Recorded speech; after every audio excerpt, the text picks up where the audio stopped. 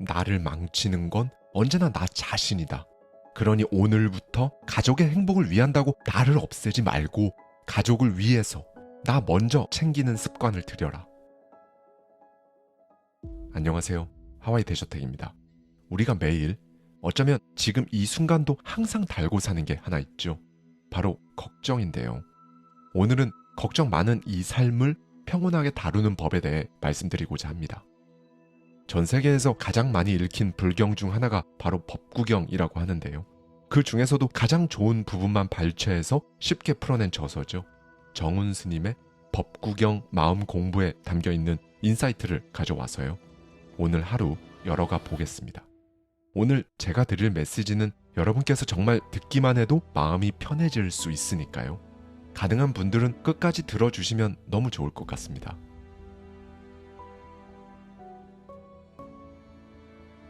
어느 마을에 울보 할머니가 있었어요. 할머니는 햇볕이 쨍쨍한 날이든 비가 오는 날이든 마을 어귀에 앉아 늘 울고 있었는데요. 할머니의 이런 기이한 행동을 몇 번 본 나그네가 큰맘 먹고 할머니에게 물었습니다. 할머니, 도대체 왜 비가 오면 비가 온다고 울고 햇볕이 쨍쨍하면 날이 좋다고 우십니까? 왜 그러시는 거예요? 할머니가 고개를 들고 말합니다. 내가 일찍이 과부가 되어 딸 둘을 키웠는데요. 큰 딸에는 집신 장수한테 시집을 갔고 작은 딸에는 우산 장수에게 시집을 갔죠. 아니 그런데 애들이 시집 간 날부터 하루도 빠짐없이 걱정이 되는 걸 어쩝니까? 날이 좋으면 작은 딸네 우산이 잘 안 팔릴까 걱정이 되고 비가 오면 큰 딸네 집신이 잘 팔리지 않을까 걱정이 됩니다. 그러니 눈물이 나지요. 몇 년간 겹겹이 쌓인 할머니의 깊은 슬픔에 같이 빠져들려던 그 찰나 나그네는 생각을 고쳐먹고 말했죠. 할머니, 이건 어떨까요? 자, 어렵겠지만 오늘처럼 맑은 날에는 큰 따님네 장사가 잘 될 거라는 생각을 하며 즐겁게 웃어보세요.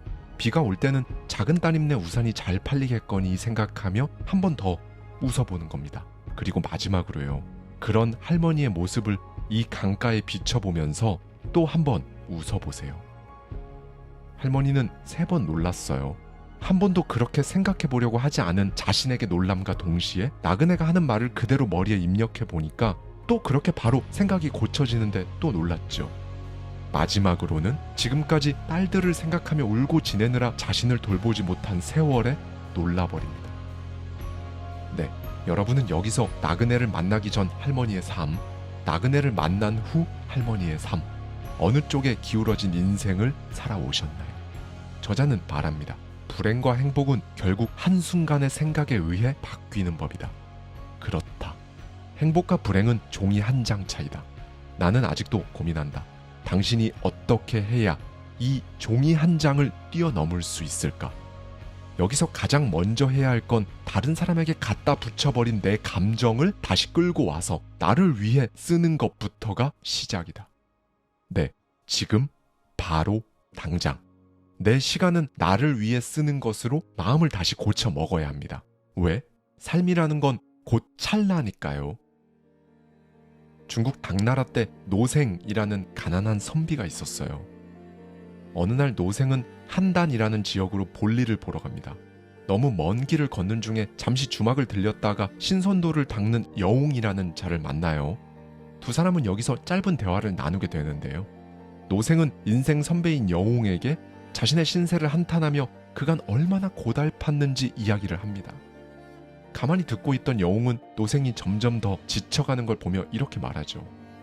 이보게, 이제 그만 말하고 내 목침을 베고 잠깐 눈 좀 붙이게. 나는 그동안 밥을 짓겠네. 노생은 목침을 받아들고 곧바로 잠에 듭니다. 그렇게 목적지에 도착한 노생의 인생은 급격하게 변해요. 과거의 장원으로 급제해 황제에게 큰 상을 받고 벼슬길에 오르면서 그간의 세월을 보상받는 듯 권력을 쥐게 되었고 재산은 기하급수적으로 늘어나죠. 불과 5, 6년 사이에 인생이 급격하게 달라지면서 부와 명예를 한꺼번에 갖게 되니까 그는 다소 불안한 삶을 살게 되는데요. 일단 자신을 다스리지 못했고요. 자신을 더 나은 방향으로 돌보지도 못해서 여러 사람에게 그리고 여러 상황에 이리저리 휘둘린 결과 어느 순간 당장에 휘말려 역적으로 낙인이 찍힙니다. 네, 그간 쌓은 모든 걸 다 잃게 된 거예요. 아주 가난했던 시절보다 마음은 훨씬 더 비참해졌죠. 너무도 상심해서 스스로 생을 끊으려 했으나 차마 실행에 옮기지는 못합니다. 역적으로 몰렸지만 구사일생으로 사형을 면한 그는 멀리 귀양을 가요. 그는 그곳에서 지난날 자신의 어리석음, 방탕함, 올바르게 쓰지 못한 부와 명예를 돌아보며 후회합니다. 무엇보다 자신을 챙기지 못한 자기 스스로에게 용서를 구했어요. 그렇게 다시금 지금 신세를 기점으로 살아있는 것에 감사하며 살아가죠. 그러던 그때 그를 둘러싼 일들이 자연스레 해결되고 다시 복귀할 수 있게 됩니다. 처음 정치길에 올랐을 때와 같은 길을 밟아 다시 올라가게 된 거죠. 그런데 사람이 달라졌습니다. 귀양가 있던 수년간 마음을 갈고 닦은 그는 이제 자신에게 찾아오는 행운과 불행, 그 사이에서 자신이 가고자 하는 방향을 단단하게 지킬 줄 아는 사람이 된 거예요. 다시 몇 년 뒤 더 높은 지위까지 올라간 그는 그간 엎치락 뒤치락했던 인생을 단단히 다져가며 80세까지 장수합니다. 그리고 마침내 죽음 앞에 다다라 자기 삶을 돌아보던 찰나 자신의 이름을 부르는 목소리에 화들짝 깨어납니다. 이복에 일어나게나 밥이 다 되었으니 밥 먹읍시다. 노생은 놀라 눈을 번쩍 뜨죠. 네, 그 주막에서 여웅이 밥상을 들고 자신에게 가까이 오는 걸 봅니다. 그간 그렇게도 고단했고 찬란했던 80세까지의 삶이 고작 밥 짓는 데 걸린 시간과 같다는 이야기가 바로 우리가 한 번쯤 들어봤던 사자성어인 한단지몽, 즉 노생의 꿈 이야기입니다. 네, 결국 인간의 삶이란 그 안에서는 알 수 없으나 이렇듯 한순간 번쩍이는 번갯불 같고 잠깐 머물렀다 사라지는 이슬과도 같다는 말이죠. 그럼에도 불구하고 지금 여러분 마음이 답답하거나 막막하거나 아무튼 여러 가지 상황과 감정에 취해 있다면 이런 말은 잘 들리지 않을 겁니다. 뭐 그렇다 하더라도 지금 중요한 건요, 인생이 찰나라는 사실을 받아들이고 지금 여러분 스스로를 위해 여러분 감정을 좋게 쓰고 여러분의 시간을 조금이라도 더 좋게 써야 한다는 사실에 동의하는 게 중요한 겁니다. 네, 결국 내가 나를 돌보기 위해서는 무엇보다 나에게 다가온 그 짐을 자연스럽게 받아들이는 태도가 필요하다고 초자는 강조하는데요. 어느 날 여러 사람이 각자의 짐을 지고 길을 떠났어요. 하룻밤 묵은 여관에서 오늘 하루 유독 불만이 많아 보이는 한 남자가 신에게 불만을 터뜨리죠. 이보세요. 남들이 지고 있는 짐은 가벼운데 왜 내 짐만 이렇게 무겁습니까? 신은 말합니다. 오늘 밤 사람들이 숙소에 다 모이면 짐을 모두 한 창고에 모아둘 것이다. 너는 내일 아침 일찍 나와 창고에 가서 제일 가벼운 것으로 골라 바꿔서 짊어져라. 남자는 만족하죠. 다음날 그는 누구보다 빨리 일어나 제일 먼저 창고에 들어가 가장 가벼워 보이는 짐을 고릅니다. 그렇게 다시 여정에 나서는데 이 남자가 느끼기로 짐이 점점 더 무거워지는 거죠. 남자가 짐을 내려서 확인해 봅니다. 분명 아침에 바꿔맨 줄 알았는데 원래 자신이 짊어졌던 바로 그 짐과 똑같은 짐을 자신이 지고 있던 거예요. 누가 바꿔치기를 한 건지, 자신이 착각해서 원래 짐을 메고 온 건지, 아니면 짐이 스스로 몸집을 불렸는지 알 수 없는 노릇이었습니다. 어쨌든 그는 화가 치밀어 올라요. 나한테만 왜 자꾸 이런 일이 생기는 건가 싶고요. 이 부분에서 저자 정운 스님은 이렇게 말합니다. 당신의 짐은 당신이 만든 것이다. 남들은 꽃길만 걷는 것 같고 나보다 나은 것 같다. 그러나 그도 힘들게 살고 있다. 당신만 부족하고 모자라지 않다. 어느 누구나 모난 돌이며 잘난 돌이다. 당신을 잘 들여다보라. 진짜로 당신에게만 그 큰 짐이 있고 그 짐은 언제나 무거우며 당신이 가는 그 길에 좋은 구석은 하나도 없다고 말할 수 있는가? 경영의 신 마쓰시다 고노스케는 자신의 성공은 가난, 허약, 무학 덕분이었다고 말한 적이 있는데요. 마쓰시다 고노스케의 말을 한번 들어보시죠. 저에겐 3가지 복이 있어요. 저는 가난 덕분에 성실함이 얼마나 중요한지 일찍 깨달았습니다. 그래서 성실함을 방향키로 잡고 저를 그리로 데리고 갔죠. 다음은 타고나면서부터 건강이 좋지 않아 건강이 얼마나 중요한지 일찍 알아차렸어요. 그래서 건강하게 살자는 마음으로 좋은 걸 먹고 몸을 쓰며 또 제 스스로를 그 방향으로 그렇게 데려갔습니다. 셋째는 집안이 가난해서 초등학교 4학년 시절 중퇴를 했는데요. 이것 때문에 배운다는 게 얼마나 절실한지 알게 되었습니다. 언제나 배우고 싶다는 그 욕망을 누그러뜨리지 않고 악착같이 해보자는 방향으로 제가 제 자신을 끌고 갔어요. 이렇게 마음을 먹는 것 자체가 제 장점이라면 장점이겠네요. 네, 그는 진심으로 자신의 짐을 짐으로 여기지 않고 오히려 그걸 사뿐히 밟아서 원동력으로 사용했죠. 저자는 다시 말합니다. 당신은 어떤가? 사람은 대부분 부모를 잘못 만난 탓, 배우지 못한 탓, 집이 가난한 탓 때문에 자신의 인생이 잘못되었다면서 자신 밖에서 원망의 대상을 찾는다. 하지만 결국 모든 것은 자신에게서 생겨나는 것이다. 자신이 짓는 것, 업, 행위, 당신의 마음에 의해서 당신이라는 세상이 만들어진다. 그러니 탓을 그만두고 인생의 키워드를 나로 바꿔버려라. 그러기 위해서는 가장 먼저 분노를 다른 곳으로 옮기지 마라. 세상을 살면서 수많은 사람을 만난다.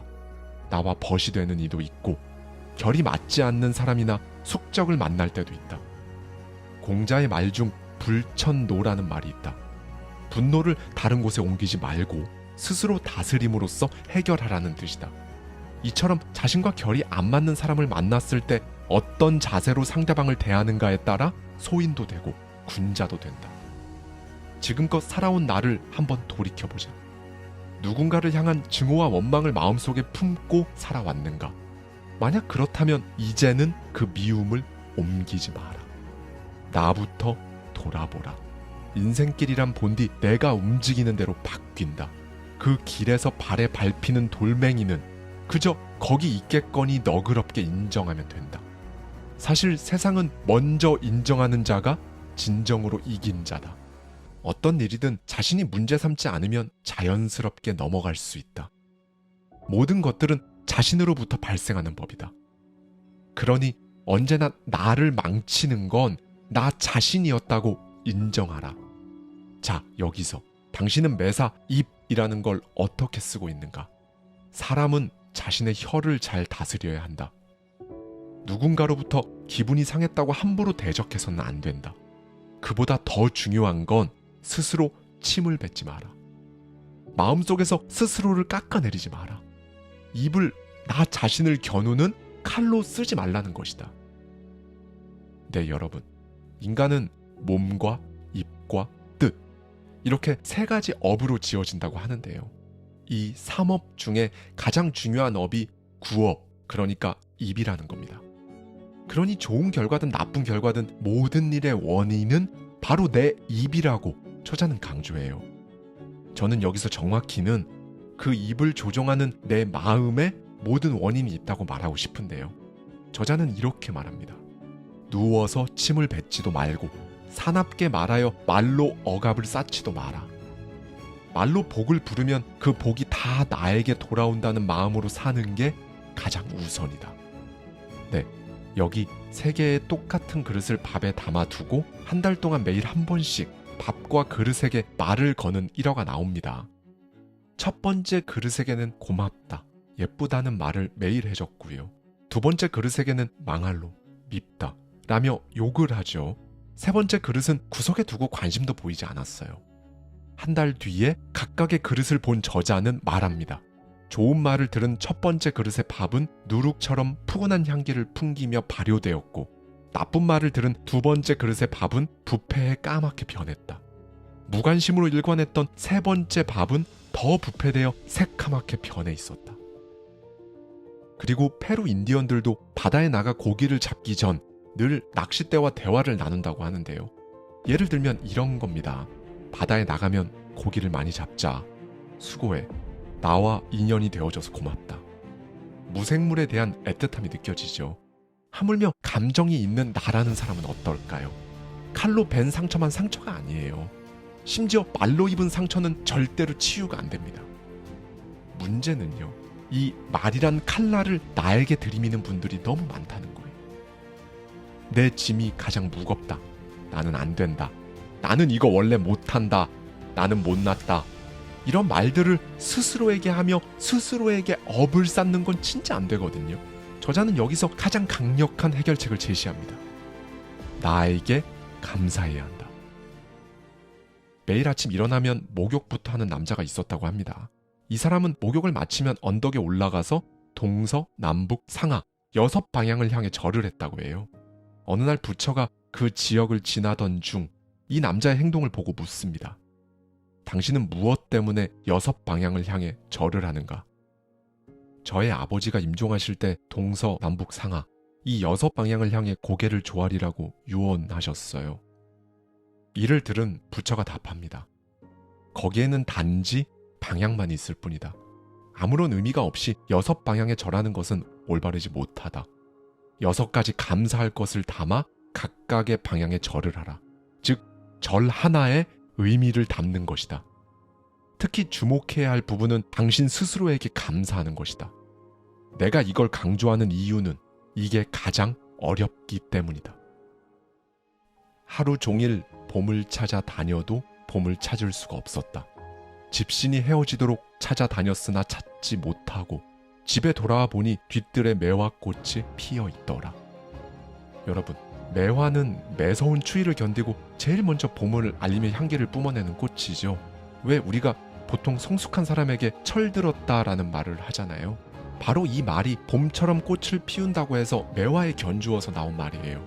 이런 추위를 견디고 그래서 자기를 이기고 꽃을 피운 이 매화를 동양에서는 사군자 가운데 첫 번째로 꼽는 겁니다. 추위가 한 차례 뼈에 사무치지 않는다면 어찌 코를 찌르는 매화 향기를 얻을 수 있으리요. 네, 이런 사람, 그러니까 큰 바위가 바람에 흔들리지 않듯 스스로를 돌아보고 꽃을 피워낸 사람은 어떤 칭찬이든 비방이든 흔들리지 않는다고 하죠. 이 부분에서 저자는 이렇게 말해줍니다. 인생에는 늘 꽃길만이 펼쳐지지는 않는다. 축구에만 복병이 있는 것이 아니라 인생에도 늘 변수가 도사리고 있다. 그러니 좋은 일이 생겼다고 들뜨지 말고 나쁜 일이 생겼다고 의기소침하지 말자. 높은 경지에 오른 사람은 어떤 경계에도 흔들리지 않는다. 평범한 우리도 이 원리를 알고 연습하면 된다. 사람의 인생사, 역경과 즐거움, 갖가지 감정이 함께 얽혀 굴러간다. 즐거움이 있으면 고통이 있고 오르막길이 있으면 내리막길 같은 것이 인생이지만 그래도 당신의 인생은 잘 올라가고 있다. 삶의 기복에 있어 사람을 성장시키는 것은 행복했던 순간보다 고난과 역경일 것으로 보여진다. 영국 속담에 잔잔한 바다에서는 훌륭한 뱃사공이 만들어지지 않는다라는 말도 있다. 내리막길 같아 보이는 그 길을 부정한다면 결국 힘든 사람은 자신이다. 어떤 것이든 다 지나간다. 네, 여러분. 인생은 어느 구름에 비 내릴 줄 모르는 법이고 어느 조개에 진주 있을지 모르는 법이라고 하죠. 이중간 시인의 넘어져 본 사람은 이라는 시가 있는데요. 넘어지게 한 돌뿌리를 원망하고 차버릴 것이 아니라 바로 그걸 붙잡고 일어나야 한다고 말합니다. 불안과 편안한 마음이란 손등과 손바닥의 관계와 같다고 보시면 돼요. 내 마음이 힘들고 괴롭다고 밖에서 해결법을 찾은들 찾아지지가 않죠. 왜냐하면 답은 안에 있으니까요. 여기서 저자가 제시하는 해법을 한번 들어보시죠. 할 수 있다가 이끄는 기적이 있다. 적은 밖에 있는 것이 아니라 내 안에 있다. 나를 극복하는 순간 나는 징기스칸이 된다. 테니스를 주제로 한 영화 윈블던에서 주인공은 서브를 넣기 전 늘 속으로 이 말을 되뇌인다. 난 할 수 있다. 이것만 성공하면 내가 이긴다. 당신의 인생에도 이런 독백이 필요하다. 자, 여기서 다시 한번 내 자식, 내 아내, 내 남편, 내가 아닌 다른 누군가를 극복시키려 하지 말고 나를 극복하는 순간을 가져보라. 언제나 자신 스스로를 두려워하는 마음, 이 게임에서 질지도 모른다는 부정적인 사고를 극복하는 것이 급선무다. 말이 씨가 된다. 입으로 나온 그 언어는 반드시 현실이 된다. 결국 인생은 생각하는 대로 이루어지는 법이다. 이건 특정 종교와 무관하게 삶을 관통하는 가장 가치 있는 사고방식이다. 취업의 문턱에 있든 입시를 앞두고 있든 중년에 어떤 사업을 계획하든 또 다른 인생을 찾든 할 수 있다는 마음을 갖기 위해 노력하는 것이 중요하다. 그렇게 내 스스로 인생을 빚어내려고 하는 마음가짐이 중요한 것이다. 현 상황, 물리적인 현상이 당신을 힘들게 하는 것이 아니다. 언제나 생각이 문제가 된다. 언제나 자기를 극복하려 해보라. 자신을 놓치지 마라. 자기 자신을 주인으로 삼아라. 당신 자신 이외에 별도로 주인은 없다. 조련사가 말을 다루듯이 자기 자신을 잘 다스려야 한다. 그러니 나를 돌아보는 건 가족의 행복보다 더 중요하다. 가족의 행복보다 먼저 챙겨야 할 한 가지가 있는데 바로 나 자신이다. 이건 이기적인 것이 아니다. 자신의 자존감을 먼저 높여라. 언제나 내가 먼저 건강하고 내가 먼저 행복해야 가족과 주변 사람들을 행복하게 할 수 있다. 특히 나를 잃어버린 사람들이라면 꼭 들어야 할 말이다. 인생의 우선순위를 나로 두려면 자신을 제쳐두고 배우자와 아이를 우선으로 두고 살면 안 된다. 그렇게 되면 필히 번아웃이라는 것이 찾아와 나를 비롯한 가족 모두를 괴롭힌다. 하늘 위나 하늘 아래 오직 나만이 홀로 존귀하다. 자신에게 불평하지 말고 남을 부러워할 필요도 없다. 남을 부러워하는 사람으로서는 마음의 평온을 얻지 못한다. 비록 자신의 능력이 부족하다 느껴지고 내가 한없이 작아 보여도 스스로에게 불평하지 마라. 요즘에도 SNS 등 여러 매체를 통해 타인과 비교를 하며 힘들어하는 현대인들이 있다. 수천 년 전이나 현 시대나 형태만 다를 뿐 인간의 마음 구조는 똑같아 보인다. 큰 그릇이 되어라. 큰 그릇이란 무엇인가?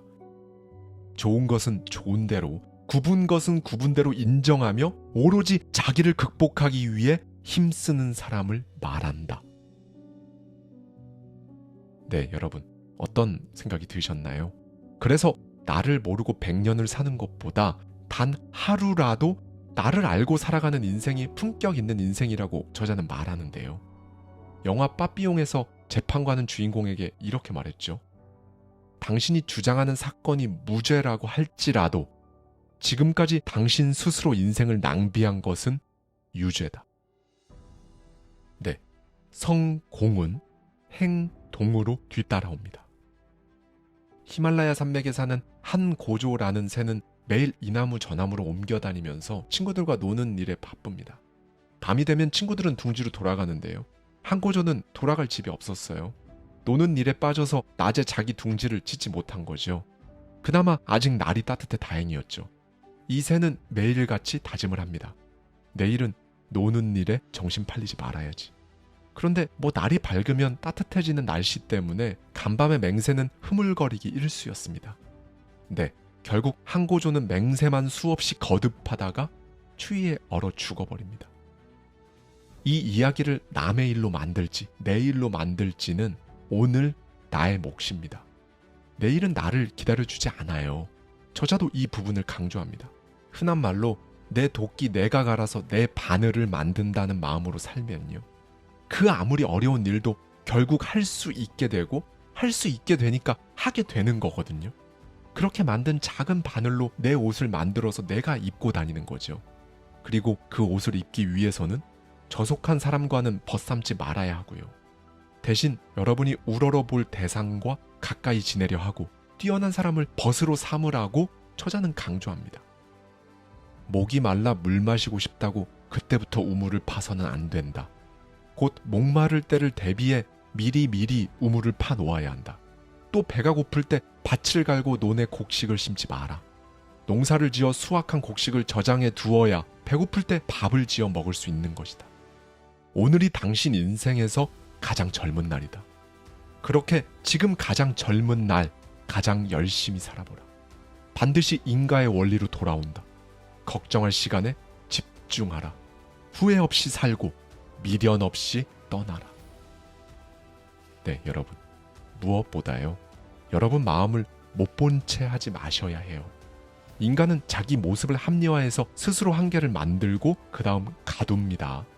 원래 그래요. 이것밖에 안 되는 인간이라는 말을 일삼으면서 계속 평생 속이는 거죠.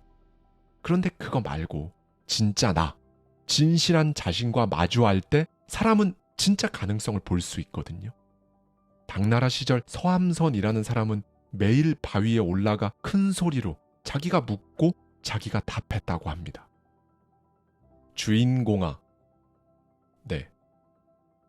눈을 똑바로 뜨고 있는가? 네.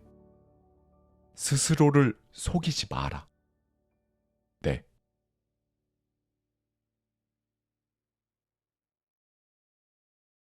진짜 해낼 거라는 그 마음에서 나오는 태도들, 이게 여러분 수입을 만듭니다.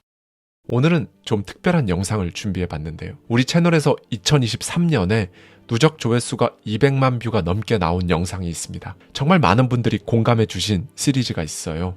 바로 밥프록터의 부의 확신에 담겨있는 인사이트에 저의 생각을 더해 4부작으로 만들었던 하와이 대저택 대작 시리즈입니다. 사실 이 대작 시리즈 중에서요, 당시 굉장히 아깝게 편집되는 바람에 미처 들려드리지 못한 비하인드 이야기들이 있거든요. 그 중에서 또 엑기스만 엮어서 오늘 여러분들께 다 말씀드리고자 합니다. 불과 얼마 전에 우리를 통과해간 2023년, 그리고 제가 2023년 한 해 정말 많이 말씀드렸던 95%의 마인드셋과 5%의 전략, 이게 진짜 어떤 의미를 담고 있는지, 그걸 어렴풋이라도 느끼셨다면 그것만으로도 여러분의 2023년은 성공이라고 말씀드리고 싶어요. 그게 투자든 다이어트든 독서든 인생을 바꾸는 어떤 큰 결단이든 마인드가 없으면 이상하게 찾고 안 된다고 많이 말씀드렸는데요. 투자를 해도 계속 돈을 잃고 제자리만 맴돈다면 일단 마인드를 들여다봤어야 합니다. 네, 변한 사람들, 자신이 변해서 그걸로 자기 인생 결국 바꿔낸 사람들을 보면요, 이 95%의 마인드 세팅을 이루어낸 사람들이에요. 오늘 영상에서도 마찬가지로 마인드 대신 패러다임이란 단어를 사용할 겁니다. 이 패러다임이 뭔데요? 자동 온도 조절기예요. 사이버네틱스라고도 하고 차선 이탈 방지 시스템이라고도 하죠. 그러니까 내가 내 패러다임을 실패, 포기에 맞춰두면요, 우리는 성공을 하고 있다가도 다시 또 내 패러다임에 맞춰서 실패하고 포기하는 그 상태값으로 계속 돌아갑니다. 이 패러다임은 여러분 인생에 새겨진 모든 말과 소리, 본 것, 만진 것의 총체이자 거대한 습관, 여러 세대를 거슬러 내려온 유전자 풀의 집합체, 그야말로 내가 생각하는 내 모습이라고 할 수 있죠. 사람들은 이들이 똑똑해서 성공했다고 생각합니다. 아니요. 똑똑한데 성공, 그러니까 자신이 진짜 원하는 삶을 살지 못하는 사람들 너무 많거든요. 똑똑해서 성공한 게 아니라 패러다임 때문이에요. 학교에서 배운 것과도 아무 상관이 없습니다. 애초에 형편없는 패러다임을 가진 사람이라면 제 아무리 뛰어난 교육을 받았어도 실패하는 거죠. 성공형 패러다임이 굳건히 자리 잡으면요, 애써 상상의 그림을 막 만들 필요도 없습니다. 성공이 너무 당연한 거라서 굳이 그럴 필요가 없는 거죠. 간혹 성공하신 분들 중에 저도 이만큼 성공할 줄 몰랐는데요 하는 분들도 있어요. 그건 그 사람의 의식이 몰랐던 거고, 저 깊숙한 패러다임은 이미 알고 있었습니다. 그 사람이 그만큼 해낼 거란 걸 말이죠. 성공의 정도엔 차이가 있겠지만 중요한 건 본인들이 가야 할 방향을 아는 거예요. 패러다임이 여기까지 간다 딱 만들어 놓으면요, 거기까지 성공해서 올라가는 겁니다. 그런데 보통 사람들은 어떤가요? 지금까지 나를 쌓아온 유전자, 습관, 그 모든 환경이 성공이 아닌 다른 방향을 가리키고, 그런 우리가 차선 이탈 방지 시스템처럼 이 차선을 벗어나지 않게 계속 나를 끌어내린다면 우리에게는 각고의 노력이 돋보이는 자기개발이 필요합니다. 인생을 알려주는 좋은 책으로, 강연으로, 오디오북으로 패러다임을 바꿔야죠. 생각이, 마인드가, 패러다임이 완전히 다른 온도를 가리키고 다른 차선을 가리켜서, 그러니까 주파수라는 걸 완전히 바꿔서 아예 상태값을 바꿔야 합니다. 그래서 오히려 포기보다 성공이 더 편하고 매일 해내는 먼지 같은 성공, 거기에 드는 에너지, 노력, 성공을 가리키는 모든 선택이 훨씬 편해야 한다. 누워있는 것보다 일어나서 뭔가를 하는 내 모습 자체가 진짜 너무너무 편안해야 나는 바뀐다. 이게 바로 패러다임의 변화다라고 말씀을 드렸어요. 작년 한 해 이 패러다임의 대전환, 그래서 결과를 바꿔내신 모든 분들 댓글로 꼭 알려주셨으면 좋겠습니다. 자, 그렇다면 패러다임은 어떻게 바꿀까요? C형 목표를 찾으라고 말씀드렸죠. 작년 한 해 동안 우리는 이 C형 목표를 찾기 위해 정말 부단히도 애를 썼습니다. 30년, 40년, 50년 혹은 더 긴 세월 동안 내가 씁쓸하게 보내줬던 특정 장면, 그거 내가 정말 해보고 싶은데 나만이 간직한 그 장면, 그놈의 C형 목표를 찾고 진짜로 그걸 해보겠다고 할 수 있다고 마음에 새기는데 작년 한 해 부단히도 노력하셨잖아요. 그렇죠? 도대체 그걸 어떻게 이룰 수 있는지 일단 지금은 모르겠지만 나를 가두지 않는 상태, 내 인생의 육하원칙을 지금 내가 100% 정할 수 있다면 나는 어떻게 살고 싶은가? 라고 스스로 물었을 때 여러분이 진짜 하고 싶었던 그거 지금쯤 꺼내 오셨나요? 우리 가능성은 이 C형 목표를 가슴에 확실히 담아뒀을 때 그때서야 고개를 든다고도 말씀드렸습니다. 네, 인간은 완벽하지 않다고 했죠. 그런데 우리 가능성은 완벽하다고 말씀드린 바 있고요. 그리고 이걸 눈치채는 순간 찾아오는 게 진짜 자존감이라고도 말씀드렸고요. 나 되겠다. 이 말이 우러나와야 합니다. 지금 어디쯤 계신가요? 우리는 나 되겠다 라는 진심 어린 나에 대한 확신 아래서 6가지 능력을 가지고 우리의 C형 목표를 거침없이 만들어 나갈 겁니다. 관점, 의지, 상상, 직관, 기억, 판단입니다. 첫 번째, 관점은요. 여러분의 렌즈예요. 같은 A를 봐도 누군가는 그걸 보면서 자신의 성공을 확신하고 누군가는 처절한 현실에 풀 죽어 있습니다. 네, 세상을 바라보는 나의 렌즈, 이거부터 바뀌는 게 우선이었고 작년 한 해 우리는 정말 많은 책과 이야기로 여러분에게 거침없이 달려오는 그런 상황들과 사건들을 최대한 긍정적으로 바라보기 위해 애썼죠. 이게 바로 다 관점을 바꾸려고 했던 거였거든요. 이제 두 번째, 우리의 의지입니다. 부단함이라고 말씀드렸어요. 의지는 곧 목표에 집중하는 힘, 그 어떤 방해꾼, 방해물이 손짓해도 일단 터놓은 내 길을 가겠다고 믿는 확고한 믿음, 집중, 이게 바로 의지입니다. 그리고 셋째로 상상이 있어요. 관점을 바꾸고 의지를 막 불태워도요. 상상으로 내가 먼저 그 장면을 봐야 해요. 안 그러면 목적지가 어딘지 잘 모르고 계속 길을 가고 있는 거랑 똑같거든요. 정말 어쩌면 도착할 수도 있겠지만 그렇지 않을 가능성이 압도적으로 높은 거죠. 이걸 제가 더 와닿게 말씀드리면 땅바닥에 있는 널빤지는 편하게 밟고 가지만 건물과 건물 사이에 놓은 널빤지는 못 건너가는 거랑 똑같습니다. 왜요? 그 높은 건물과 건물 사이에 있는 널빤지를 밟고 여기에서 저기까지 간다는 상상이 되지 않으니까요. 그러니 우리는 봐야 합니다. 뭐를요? C형 목표, 그 그림을 봐야 한다고 말씀드렸습니다. 아울러 넷째, 이제 오감을 넘어서 육감이라고 표현되는 직감이 있어요. 노잉이라고도 많이 말씀드렸죠. 이 직감은요, 여러분이 어떤 관점으로 세상을 보는지, 그래서 어떤 의지를 지니고 있는지, 마지막으로 어떤 상상을 하고 있는지, 이 세 가지가 단 하나의 목표를 향해 나아갈 때 찾아옵니다. 여러분, 제가 많이 말씀드렸죠. 사람한테 이 직감이 괜히 있는 게 아니라고요. 다만 아무것도 안 하고, 그러니까 목표가 없고 상상으로 시각화도 안 하는데 그냥 갑자기 어떤 직감이 찾아오지 않아요. 반대로 그렇게 하게 되면 우리 잠재의식에 올려 보내주는 이 직감 덕분에 여러분이 원하는 삶, 그 목표에 맞는 것들을 훨씬 쉽게 선택할 수가 있어요. 살면서 뭔가를 결단하는 게 쉬워지는 거죠. 그렇게 한 발 한 발 더 갑니다. 이제 5번째죠. 여러분의 기억력 또한 여러분의 목표 달성을 돕습니다. 그리고 이 기억력은요, 사람인 이상 이걸 단련하면 진짜 압도적인 능력을 장착하게 된다고 저자는 강조해요. 저 또한 책 몰입 시리즈를 말씀드리면서 이 기억력이 어디까지 업그레이드 될 수 있는지 말씀드렸죠. 이 기억력은 제가 지금까지 말씀드린 모든 것, 그러니까 여러분의 관점, 의지, 상상, 직감으로 해내는 여러분의 모든 활동, 들어오는 지식, 여러분이 배우고 직접 써본 지혜를 잘 저장하고 이리저리 막 조합을 하거든요. 또 다른 그림을 그리게 해준다는 거죠. 그리고 무엇보다 여러분이 정말 제대로 된 판단력을 가질 수 있게 해줍니다. 네, 이제 마지막 6번째네요. 여러분, 결국 성공은 이 판단 싸움이에요. 선택, 결단, 판단을 한번 자세히 들여다보면요, 각각 의미가 다르겠지만 결국 선택을 잘했을 때, 판단을 잘했을 때, 그리고 결단을 잘했을 때 성공합니다. 지금까지 앞에서 말씀드린 관점, 의지, 상상, 직감, 기억력은 사실 전부 다 궁극적으로는 이 판단력을 위한 거거든요. 이 판단을 거침없이 해 나아가면서 가짓수도 넓혀보고 좁혀보고 맞다는 확신도 해보고 좀 부족하다는 판단에 속도 많이 상해보고 한숨도 쉬어보면서 이 C형 목표의 형체가요, 이제 어렴풋이 드러나기 시작하는 거예요.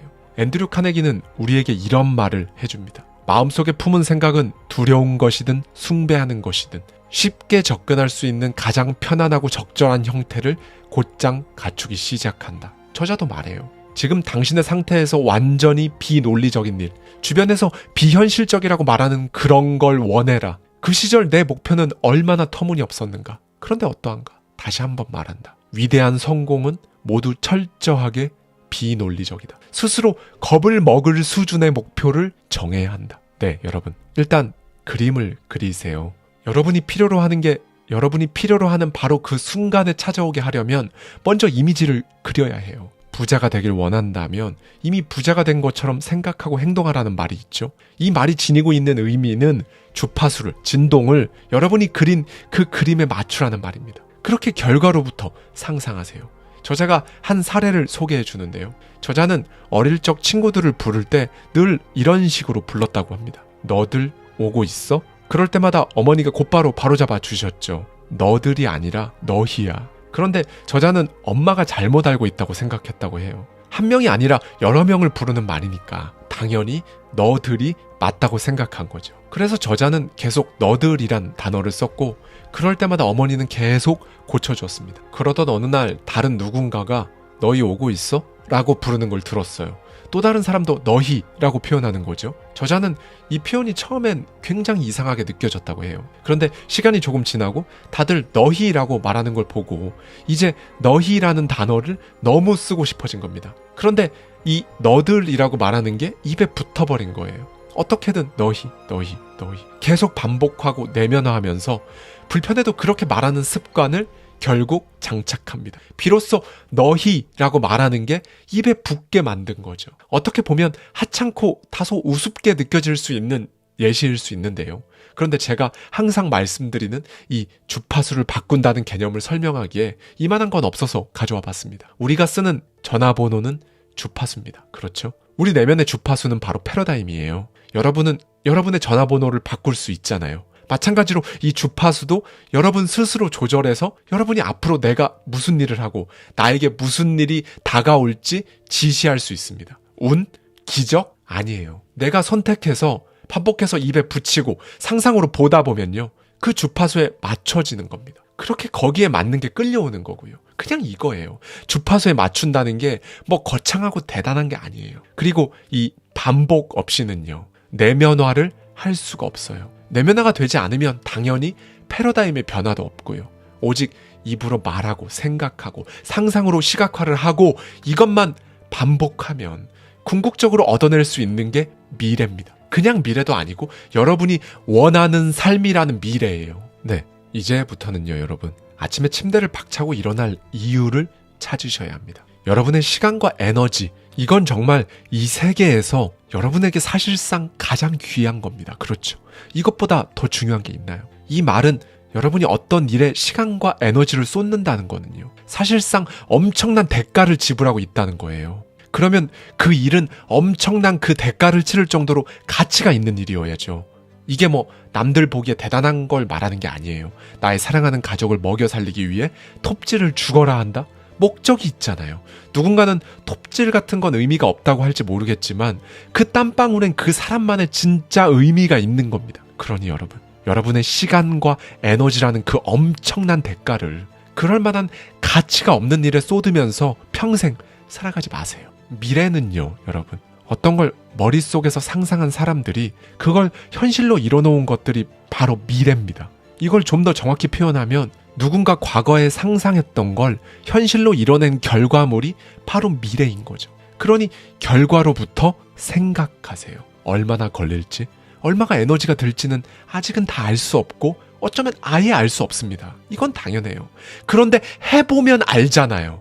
이것도 당연한 겁니다. 여러분이 임의로 찍은 그 시점, 몇 년도, 몇 월, 그 시점이 안 맞을 수도 있어요. 그런데 그 기한은 여러분의 잠재의식에 추진력을 주기 위해서 정하는 거예요. 그게 안 맞았다고 실패했다, 망했다 하시면 안 됩니다. 대신에 여러분은 그저 그곳에 언젠가는 당연히 도달한다는 사실만 알면 되는 거죠. 패러다임을 진짜로 바꿔 끼웠다면 모든 일은 이 법칙에 따라 이루어지기에 반드시 일어납니다. 이렇게 되면요, 돈은 따라오는 거예요. 여러분이 버는 돈은 여러분만 낼 수 있는 그 색으로 대체 불가능한 사람이 되었을 때 그거에 비례해서 따라오는 거예요. 대단한 능력이나 지식, 학벌 이런 걸로 판가름되는 게 아니라는 걸 꼭 말씀드리고 싶어요. 여러분에게서 풍겨지는 그 분위기, 하겠다는 마음, 진짜 해낼 거라는 그 마음에서 나오는 태도들, 이게 여러분 수입을 만듭니다. 그래서 제가 계속 여러분만의 그림을 찾으시라 말씀을 드리는 거.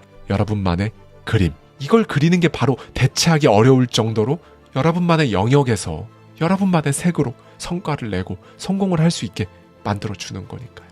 나폴레옹 힐은 말합니다. 나에게 어떤 욕망이 있다면 이룰 수 있는 능력도 있는 것이다. 욕망이 없다면 능력이 없는 것이다. 능력은 욕망과 함께 온다. 네, 여러분. 오늘도 결국 목이 또 쉬어버렸는데요. 상관없습니다. 저의 에너지만 여러분들께 전해질 수 있다면 진짜 다 상관없어요. 그리고 마지막으로 이 부분에 대해서도 말씀을 드리고 싶은데요. 요즘 그래도 예전에 비해 자기 개발에 관심을 보이시는 분들이 많아요. 그렇죠? 예전에는 진짜 자기 개발한다 이러면 약간 사회성 없고 특이한 사람 보는 것 같은 사회적인 분위기가 있었거든요. 그런데 지금은 최소한 그렇지 않습니다. 이 자기 개발을요, 하나의 넘어야 할 또는 배워야 할 어떤 과목, 과제처럼 생각하지 않으셨으면 좋겠어요. 왜냐하면 이 자기 개발이라는 건요, 결승선이 없거든요. 뭘 딱 시작해서 끝내고 이런 게 아니라는 거예요. 그냥 밥 먹는 것, 매일 아침 저녁으로 세수하는 것, 이거랑 똑같이 그냥 당연하게 하는 것이라고 생각되게 스스로 만들어 버려야 합니다. 나는 드디어 나의 자기 개발을 끝냈다, 이런 사람 없잖아요. 어차피 여러분 그리고 저는요, 그러니까 사람은 계속 성장해야 합니다. 많은 분들이 성장이라는 단어랑 어른이라는 단어를 조합하는 걸 굉장히 어색해해요. 성장이라는 단어는 성장기 우리 아이에게만 붙이는 그런 단어가 아니에요. 키가 크는 것만 성장이 아닙니다. 그래서 그런지 성장하는 어른은 잘 없죠. 그래서 성공도 소수만 합니다. 계속 성장하는 사람이 성공하는 거거든요. 우리는 무언가를 공부하고 끝내버리는데 너무 익숙해서 그래요. 그런데 이건 그렇지 않아요. 왜냐하면 우리는 절대로 우리가 원하는 만큼 우리 자신에 대해 잘 알지 못하고요. 무엇보다 우리는 완벽하지 않거든요. 다만 우리 가능성만이 완벽할 뿐이죠. 그러니 여러분, 자기개발, 그러니까 여러분 스스로 성장해 나아가는 거를 무슨 반짝하고 끝내는 유행이나 트렌드처럼 생각하시면 안 돼요. 이건 뭐 좋다니까 나도 한번 살짝 해볼까? 안 될 것 같긴 한데 뭐 안 되면 말고, 이렇게 생각하면 100% 인생 안 바뀝니다. 모든 건 내 인생 내가 바꾼다, 진짜 바꿔내겠다는 그 믿음, 여기서부터 시작되니까요. 네, 바로 얼마 전에 우리를 통과해서 지나간 2023년, 그럼에도 불구하고 힘들고 답답했던 기억이 있으셨을 거예요. 저 역시 그런 순간이 분명히 있었거든요. 그런데 힘들고 답답했던 이유가 뭘까 하고 돌이켜 보십시오. 답은 명확합니다. 눈에 보이지 않아서. 네, 눈에 보이지 않으니까 사실 더 힘들고 더 답답하죠. 그런데 저와 여러분이 함께했던 지난 2023년, 이거 하나는 분명하다고 말씀드릴 수 있어요. 우리는 분명 나아지고 있었습니다. 그리고 2023년을 이제 막 통과한 오늘의 여러분은 2022년의 여러분보다 훨씬 나아졌을 거예요. 이제 2024년이라는 시간의 좌표에 올라온 올해 초 2023년이었던 불과 며칠 전보다도 미세하게 나아져 있을 겁니다. 오늘만큼은 그걸 알고 여러분을 다독여 주셨으면 좋겠어요. 정말 잘해왔고 수고했다. 2024년도 또 그렇게 해 나아가자고 말이죠. 그렇게 하는 여러분은 성공합니다. 여러분이 그걸 원했기 때문에.